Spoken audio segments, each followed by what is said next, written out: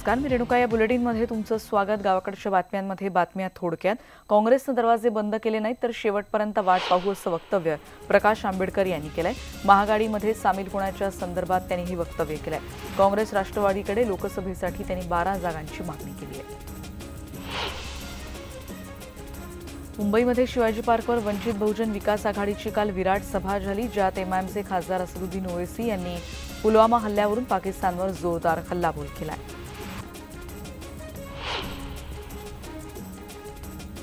आणि यावेळी ओवैसी बोलायला उभे राहताच उपस्थितांनी मोबाईलच्या बॅटऱ्या लावत त्यांचं असं स्वागत केलं. ओवैसींनी काश्मीरच्या प्रश्नावरही भाष्य केलं. तुम्ही त्याला पाक ऑक्युपाईड काश्मीर का म्हणता, असा जाहीर सवाल त्यांनी उपस्थित केलाय. दुसरीकडे ओवैसींनी पक्षांच्या भूमिकेवरही टीका केली आहे. निवडणुका आल्या की ते मला देशद्रोही ठरवतील, अशी टीकाही त्यांनी केली.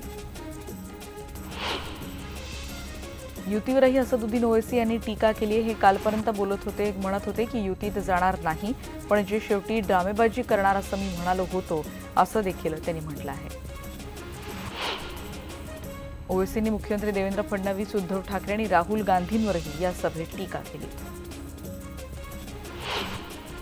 या सभेत प्रकाश आंबेडकर यांनी देखील सभेला संबोधित करताना काँग्रेस राष्ट्रवादीवर जोरदार टीका केली. काँग्रेस आणि राष्ट्रवादीचे नेते हे बिल्डर असल्याचा आरोप यावेळी त्यांनी केला. तर दुसरीकडे परळीमध्ये पार पडलेल्या काँग्रेस राष्ट्रवादीच्या निर्धार सभेत आघाडीच्या नेत्यांनी सरकारवर तोफ डागली. परळीमध्ये ग्रामविकास मंत्री पंकजा मुंडेंच्या घरच्या मैदानात काँग्रेस राष्ट्रवादीसह दिग्गज नेते उपस्थित होते. निर्धार सभेत शरद पवारांसह काँग्रेस राष्ट्रवादीच्या नेत्यांनी यावेळी तुफान टोलेबाजी केली आणि सरकारवर हल्लाबोल केला. परळीच्या या जाहीर सभेमध्ये धनंजय मुंडेंनी प्रीतम मुंडेंवर निशाणा साधला. राजकारणातला अनुभव किती आहे आणि ते वागतात कसे, असं वक्तव्य त्यांनी केलंय. ज्या सचिन तेंडुलकरला सरकारनं भारतरत्न दिलं, त्या सचिननं भारत-पाक क्रिकेट मॅचबाबत मत व्यक्त केलं तर सरकारनं त्याच्यावर टीका केली, असं शरद पवार यांनी म्हटलंय. विधानसभेनंतर सरकार आल्यानंतर पहिल्यांदा गोपीनाथ मुंडेंची हत्या कोणी केली याची चौकशी करण्याचं काम करू, असं जयंत पाटील यांनी म्हटलंय. दरम्यान निर्धार यात्रेच्या स्थळी जाण्याआधी छगन भुजबळ यांनी गोपीनाथ गडावर हजेरी लावली. भुजबळ यांनी गोपीनाथ मुंडेंच्या स्मृतीस्थळाचं यावेळी दर्शन घेतलं. मुख्यमंत्री देवेंद्र फडणवीस यांनी नाट्य संमेलनामध्ये अभिव्यक्ती स्वातंत्र्यावर भाष्य केलंय. नक्षलवादी साहित्य सापडलं तर अटकेची गरज नाही, मी देखील नक्षलवादी साहित्य वाचतो, मग मलाही अटक करावी लागेल, असं वक्तव्य मुख्यमंत्र्यांनी केलंय. युतीतल्या जागावाटपात स्थान न मिळाल्यानं मित्रपक्ष नाराज असल्याचं चित्र पाहायला मिळते. लोकसभेसाठी रिपाईला एकही जागा न सोडल्यानं रामदास आठवले यांनी भाजपवर टीका केली. स्वाभिमानी शेतकरी संघटना स्वबळावर निवडणूक लढण्याची शक्यता आहे. राजू शेट्टी आणि रविकांत तुपकर यांच्यामध्ये कोल्हापुरात स्वाभिमानीची गुप्त बैठक झाली. साताऱ्यातल्या राजकारणाला आता एक वेगळी कलाटणी मिळण्याची शक्यता आहे. सातारचे आमदार शिवेंद्रराजे आणि भाजपच्या नरेंद्र पाटील यांच्यासोबत हॉटेलमध्ये मिसळ खाताना ते एकत्र दिसून आले. औरंगाबादमध्ये शिवसेना खासदार चंद्रकांत खैरेंनी पुन्हा एक वादग्रस्त विधान केलंय. प्रमोद महाजन यांना अत्यवस्थ असताना आपल्याला इथपर्यंत पोहोचू देण्यात आलं नाही, नाहीतर प्रमोद महाजन यांच्या नाडीवर हात ठेवून जप करून त्यांना वाचवलं असतं, असा अजब दावा त्यांनी केलाय. औरंगाबादमध्ये मराठवाड्यातले लोकप्रतिनिधी आणि कार्यकर्त्यांची महत्त्वाची बैठक झाली, ज्यामध्ये औरंगाबाद, बीड, जालना, परभणी या 4 लोकसभा मतदारसंघांसाठी भाजपची ही बैठक झाली. पंतप्रधानांच्या हस्ते 75,000 कोटींच्या पंतप्रधान किसान सन्मान निधी योजनेला उत्तर प्रदेशमधून सुरुवात होणार आहे. पहिल्या टप्प्यात 1 कोटीहून अधिक शेतकऱ्यांच्या खात्यामध्ये 2,000चा पहिला हप्ता जमा केला जाईल. नागपूर रेल्वे स्थानकावर मध्य रेल्वेच्या वतीने 100 फूट उंच स्मारकाच्या राष्ट्रीय ध्वजाचं नुकतंच उद्घाटन नितीन गडकरी यांनी केलं. पोलिसांना समांतर तपास यंत्रणा खासगी एजन्सीकडून नागपुरात चालवली जाते, अशी धक्कादायक बाब उघड झाली आहे. गुन्हे शाखेच्या पथकाने एजन्सीच्या संचालकाला चौकशीसाठी ताब्यात घेतलंय. परभणी जिल्ह्यातल्या जिंतूर तालुक्यात असलेल्या जैन तीर्थक्षेत्र निमगिरी परिसरातल्या जंगलाच्या बाजूला आग लागली आहे. झाडझुडपांचं मोठ्या प्रमाणात नुकसान झालंय. आंबेगाव तालुक्यातल्या जाधववाडीमध्ये रवी पंडित हा मुलगा बोरवेलमध्ये पडला होता. निष्काळजीपणा दाखवणारे बोरवेलचे मालक अविनाश जाधव यांच्यावर आता गुन्हा दाखल करण्यात आला. वर्धा शहर पोलीस ठाण्याच्या आवारात जप्तीतली वाहनं भंगारात पडली आहेत. जसं न्यायालयाच्या आदेशानुसार लिलाव होतो, पण अजूनही न्यायालयाचे आदेश नाहीत, त्यामुळे हजारो वाहनं अशी भंगारात पडली आहेत. इंदापूरमध्ये एक्टोपिक गर्भधारणा प्रक्रियेदरम्यान अत्यंत गंभीर स्थितीत पोहोचलेल्या बारामतीतल्या महिलेचे प्राण डॉक्टर अजित देशमुख यांच्या पथकानं वाचवलेत. अत्यंत कठीण अशी शस्त्रक्रिया त्यांनी केली आहे. युती होणार नाही असं वाटणाऱ्यांना समस्यांना तोंड द्यावं लागतंय. प्रकाश मेहता यांनी सातारा इथे राष्ट्रवादी काँग्रेसचे अध्यक्ष शरद पवार यांच्यासमोर कार्यकर्त्यांच्या खडाजंगीवर ही प्रतिक्रिया दिली. शिवारोग्य योजनेअंतर्गत फिरता दवाखान्याचा लोकार्पण सोहळा रत्नागिरीमध्ये केंद्रीय मंत्री अनंत गीतेंच्या हस्ते पार पडला. प्रकाश आंबेडकरांसोबत बैठका झाल्या आणि राष्ट्रवादी 3 जागा द्यायला तयार आहे. मी चर्चेला गेलो तेव्हा त्यांनी म्हटलंय की नाशिकची जागा हवी आहे, पण ती घ्या, पण सोबत या, असा आग्रह केल्याचं छगन भुजबळ यांनी बीडमध्ये म्हटलंय. डोक्यामध्ये दगड घालून 25 वर्षाच्या महिलेची हत्या करण्यात आल्याची धक्कादायक घटना किनवटमध्ये घडली आहे. 1 किलोमीटर अंतरावर असलेल्या बल्लोरी नाल्याजवळ एक मृतदेह सापडला. अंधअपंग बांधवांच्या विविध मागण्यांसाठी जळगाव मनपासमोर अपंग साधना संघटनेतर्फे आमरण उपोषण केलं जात आहे. शेतकऱ्यांना सिंचन सुविधा उपलब्ध व्हावी म्हणून जिल्ह्यातल्या पैनगंगा, पूस आणि अडाण, बेंबळा या मोठ्या नद्यांच्या पात्रात पाणी अडवून बॅरेजेस किंवा कोल्हापुरी बंधाऱ्यांची निर्मिती पाटबंधारे विभागानं केली आहे, पण त्याची देखभाल होत नसल्याचं दिसून येत आहे. श्री संत तुकाराम महाराज संस्थानच्या वतीनं वैकुंठ गमन इथे संत तुकाराम महाराज मंदिरासमोर 7 कोटी खर्चून संपूर्ण पाषाणात कीर्तन मंडपाची उभारणी आता केली जाणार आहे.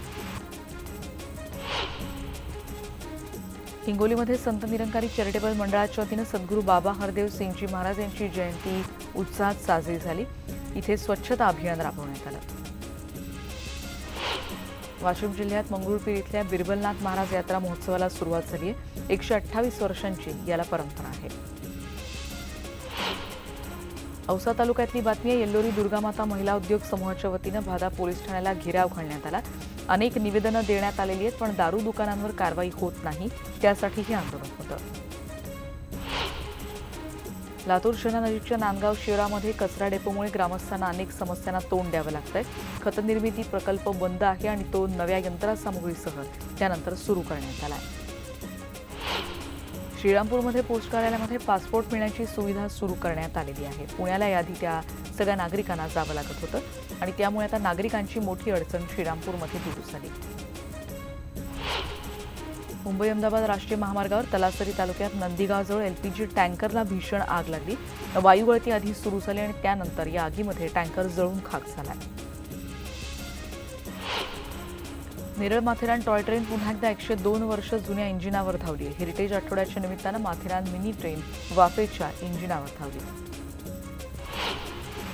विजयमाता राहीबाई पोपेरे यांना केंद्रीय महिला बालकल्याण विभागाचा 2019चा नारी शक्ती पुरस्कार जाहीर झालेला आहे. राष्ट्रपतींच्या हस्ते त्यांचा 8 मार्चला गौरव केला जाईल. उल्हासनगरमध्ये वाहतुकीचे नियम धाब्यावर बसवणाऱ्या रिक्षा आणि प्रवासी वाहतूक करणाऱ्या गाड्यांवर आता कारवाईचा बडगा उगारण्यात आला आहे. शिवसेना फसवी आहे आणि पाकिस्तानप्रमाणे त्यांच्यावर आता कोणी विश्वास ठेवत नाही. विश्वासार्हता संपल्याची टीका नितेश राणे यांनी सोलापूरमध्ये केली. गोंदियाच्या तिरोडामध्ये धापेवाडा उपसा सिंचन प्रकल्पाच्या कामाचं ई-भूमिपूजन आणि भंडारा जिल्ह्यातल्या विविध कामांचं भूमिपूजन मुख्यमंत्री आणि नितीन गडकरींच्या हस्ते करण्यात आलं. चंद्रपूरमध्ये सिंचन प्रकल्पाचं काम सुरू असताना मातीच्या ढिगाऱ्याखाली दबून 2 मजुरांचा जागीच मृत्यू झालाय. एक मजूर गंभीर जखमी आहे. खानदेशातल्या ग्रीनबेल्ट म्हणून ओळखल्या जाणाऱ्या रावेर, मुक्ताईनगर, यावल, भुसावळ तालुक्यांमध्ये 3 महिन्यात कडाक्याच्या थंडीचा केळी बागांना चांगलाच फटका बसलाय. राज्यातल्या कृषी विद्यापीठांच्या कारभारावर कृषी राज्यमंत्र्यांनी चरसंधान साधलेलं आहे. शासनाचं कृषी विद्यापीठ म्हणजे सरकारनं पोसलेले पांढरे हत्ती असल्याची टीका कृषी राज्यमंत्री सदाभाऊ खोत यांनी केली आहे. बुलढाण्यात एका शाळेच्या कार्यक्रमातच काँग्रेस आमदार राहुल बोंद्रे आणि भाजप नेत्या श्वेता महाले यांच्या भाषणातून शाब्दिक वाद झाला आणि त्यानंतर काँग्रेस आणि भाजपचे कार्यकर्ते एकमेकांना भिडले. नंदुरबारमधली बातमी अहमदनगरमधली बातमी. नेवासे तालुक्यात ट्रक आणि ट्रॅव्हलच्या बसमध्ये भीषण अपघात झालाय. 3 जणांचा यामध्ये मृत्यू झाल्याचं कळतंय. गुजरात महाराष्ट्र सीमेवर उच्चल इथे केमिकल टँकरचा अपघातानंतर स्फोट झालाय। 4 टँकर आणि 1 मोटरसायकल यात जळून खाक झाली आहे। नाशिकच्या वडाळा रोडवर ड्रेनेज लाईनमध्ये पडून एकाचा मृत्यू झाल्याचं कळतंय। त्याला बाहेर काढण्यासाठी गेलेल्या अग्निशमन दलाचा कर्मचारी देखील चक्कर आल्यानं ड्रेनेजमध्ये अडकलाय। या कर्मचाऱ्याला उपचारासाठी रुग्णालयात दाखल करण्यात आलंय। जुन्नरमधल्या पारगाव वाळी गावात घरात दबा धरून असलेल्या सापानं दंश केल्यानं 3 वर्षाच्या मुलाचा मृत्यू झालाय। स्मित असं या मुलाचं नाव कळतंय। अमरावती जिल्ह्यातल्या अखिल भारतीय विद्यार्थी परिषदेच्या शाखेनं शहीद सन्मानार्थ यात्रा काढली। 500 फुटांचा तिरंगा घेऊन घोषणाबाजी करत नेहरू मैदानावर ही यात्रा काढण्यात आली होती। अहमदनगर दक्षिण लोकसभा मतदारसंघासाठी राष्ट्रवादीचे अध्यक्ष शरद पवार यांची पॉवरफुल खेळी दिसते। अनुराधा नागवडे यांचं नाव तिथे आघाडीवर असल्याची चर्चा आहे। राजकीय समीकरण त्यामुळे बदलण्याची चर्चा वर्तवली जाते। इंदापूर विधानसभेची जागा काँग्रेसला जाहीर करा आणि लोकसभा निवडणुकीत काम करू अशी काँग्रेसच्या कार्यकर्त्यांनी मागणी केली आहे। या निवडणुकीत काम करूनही राष्ट्रवादीकडून दगाफटका होतो असा आरोप कार्यकर्त्यांनी केला। धुळ्यातली बातमी आहे। महापालिका निवडणुकीत मशीन घोटाळा करून भाजप सत्तेत पोहोचले। या प्रकरणी सर्वोच्च न्यायालयात याचिका दाखल केली आहे। त्यामुळे न्यायालयीन लढाईत आपला विजय होईल असा विश्वास अनिल गोटेंनी व्यक्त केला आहे। धान पिकाला 500 रुपये बोनस जाहीर करण्यात आला। धान उत्पादक शेतकऱ्यांना त्यामुळे मोठा दिलासा मिळू शकेल। मुंबई गोवा महामार्गावर सावर्डे येथे तिहेरी अपघात झालाय। चिपळूणच्या दिशेने जाणाऱ्या एका मालवाहक ट्रकनं रस्त्याच्या लगत असलेली कार आणि दुचाकीला जोरदार धडक दिली आहे।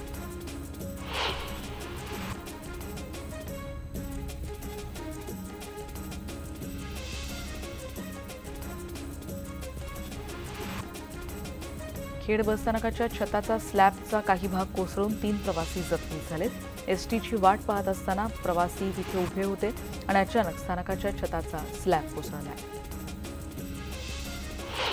हवामान आणि बाजारात होणारे नियमित बदल यामुळे शेतकऱ्यांना अस्थिरता जाणवत असते। अशावेळी स्थिरता शोधणारा शेतकरी नवीन पिकांच्या लागवडीचे प्रयोग करत असतो आणि याच अडचणींना सामोरं जाणाऱ्या नाशिकच्या इडाईत बंधूंनी शेडनेटमध्ये काकडीची लागवड केली आहे। येवला तालुक्यातल्या अंदरसूल गावात इंडाईत बंधूंची जिरायती आणि बागायती अशी 3 एकर शेती आहे। पण या शेतीतून मिळणाऱ्या नफ्याचं प्रमाण कमी झाल्यानं यंदा त्यांनी कमी क्षेत्रात भरघोस उत्पादन घेण्यासाठी एक वेगळाच प्रयोग केलाय।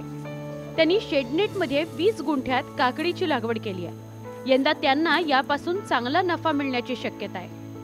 पारंपरिक पिकं करत होतो आणि त्यात आम्हाला काही प्रॉफिट राहत नव्हतं, बाजारभाव येते राहत नव्हतं।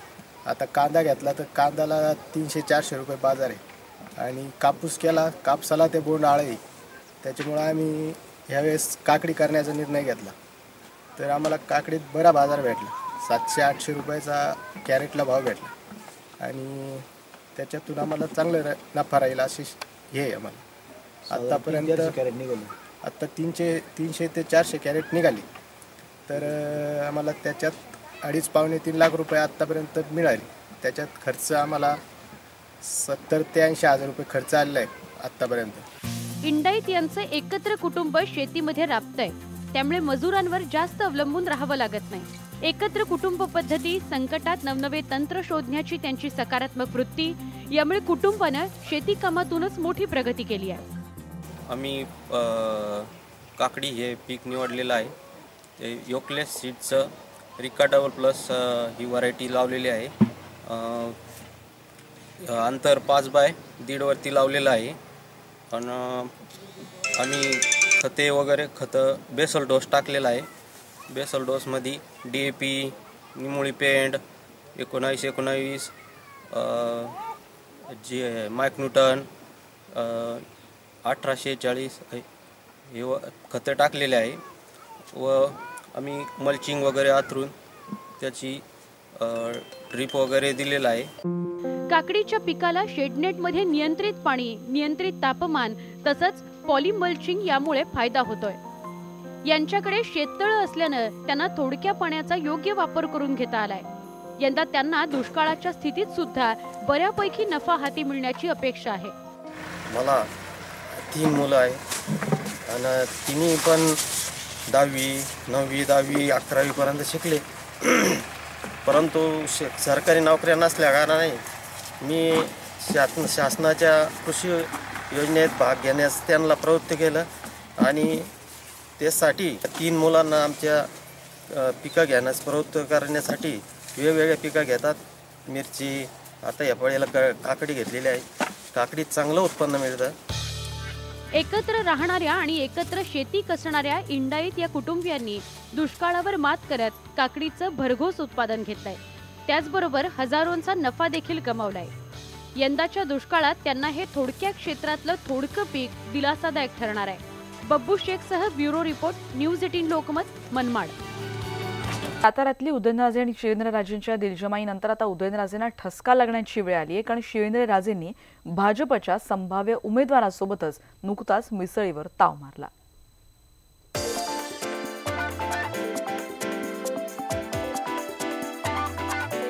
गेल्या 50 वर्षापासून सातत्याने आमच्या मिसळची चव ही लज्जतदार होत चालली आहे. त्या प्रसंगच्या चवीमुळे मिसळची चव आणखी चांगली होती आणि त्या मिसळची चव एकदा गिऱ्हाईकाने चाकल्यानंतर तो ग्राहक सातत्याने चंद्रपूरमध्ये येतो.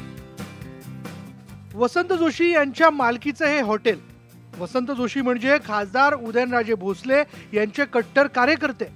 नुसते कट्टरच नाहीत तर उदयनराजेंच्या गोटातून नगरसेवक पदासाठी त्यांनी निवडणूकही लढवली. उदयनराजेंच्या कट्टर निष्ठावंतांच्या याच हॉटेलमध्ये त्यांच्याच विरोधातली निवडणुकीची मिसळ तयार झाली आणि ती तयार केली उदयनराजेंचेच धाकटे बंधू शिवेंद्रराजेंनी. सकाळी नरेंद्र पाटील आणि राष्ट्रवादीचे सातारचे आमदार शिवेंद्रराजे भोसले आलिशान गाडीतून आले. गाडीचं सारथ्य शिवेंद्रराजेंनीच केलं. हॉटेलमध्ये मिसळची ऑर्डर दिली गेली. विदाउट तरी नको, विदाउट तरी नको.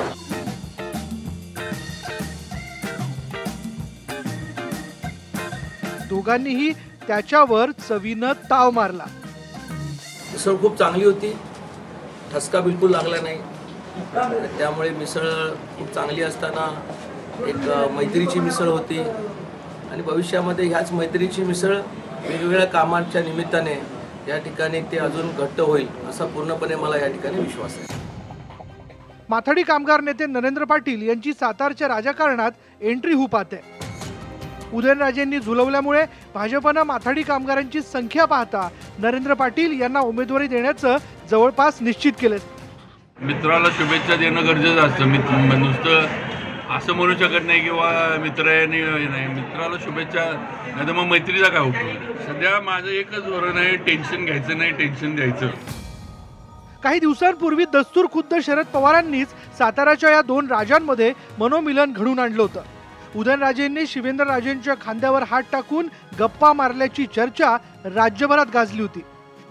पण आता त्याच शिवेंद्रराजेंनी भाजपच्या नेत्याला मिसळ खाऊ घातल्यानं त्याचा ठसका उदयनराजे आणि पवार दोघांनाही लागण्याची शक्यता आहे.